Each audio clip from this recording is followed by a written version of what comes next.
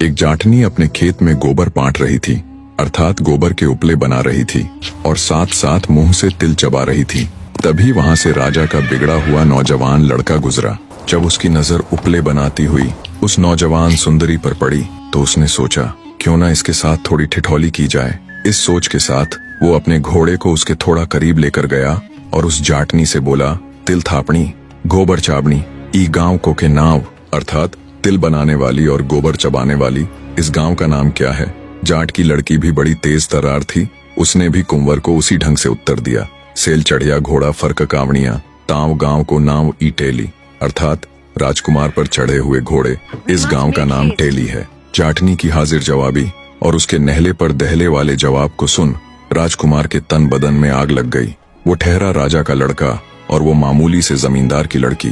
गुस्से से लाल पीला होता हुआ राजकुंवर जाटनी से बोला, तेरी ये मजाल, तू राजा के लड़के को उल्टा जवाब दे।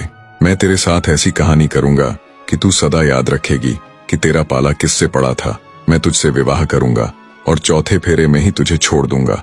ना तो तू ब्याही रहेगी और ना कुंवारी। इतनी बात कह कुंवर वहां से जाने लगा। अब जाटनी उसे ऐसे कैसे जाने देती। उसने कहा, रुक राजा की घमंडी औलाद, अब मेरी भी बात सुनता जा। तू बड़ा राजकुमार बना फिरता है ना। अगर तेरे ही सगे बेटे से तेरा काला मुंह करवाकर, तुझे 7 जूते मरवाकर तेरे इस घमंड को चूर चूर न किया तो मैं भी असल जाट की औलाद नहीं। जाटनी की बात सुन कुंवर चुपचाप बिना कुछ बोले वहां से चला गया। राजमहल लौटकर उसने खाना पीना छोड़ दिया और अनशन करने लगा। इकलौते बेटे के अचानक बदले इस व्यवहार से राजा और रानी बहुत परेशान हुए। उन्हें समझ नहीं आ रहा था कि क्यों कुंवर ने अचानक खाना पीना छोड़ दिया। जब भी वे उससे इन सब की वजह जानना चाहते तो वो हर बार बात को टाल देता। राजा इसी सोच में परेशान बैठा था।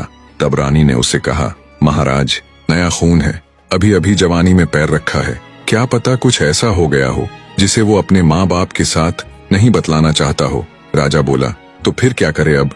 रानी बोली, महाराज, आप उसके जिगरी दोस्त को बुलवा लो और उसे कुंवर के पास भेजो। उसके आगे कुंवर जरूर अपने मन की बात कहेगा। राजा को रानी की बात उचित लगी। अगले दिन जैसा रानी ने कहा राजा ने वैसा ही किया और कुंवर के एक खास दोस्त को बुलवा उसे अपने बेटे की हालत से अवगत करवाते हुए उसके पास भेजा। कुंवर के जिगरी ने जब उसके पास जाकर उसकी इस व्यथा का कारण पूछा तो अंदर ही अंदर घुल रहे कुंवर ने उसके आगे सब उगल दिया और उसे उस जाट की लड़की के साथ घटे पूरे वाकया से अवगत करवाया। पूरी व्यथा जान उसका जिगरी दोस्त बोला, अरे मेरे यार, इसमें इतनी टेंशन लेने वाली क्या बात है भला।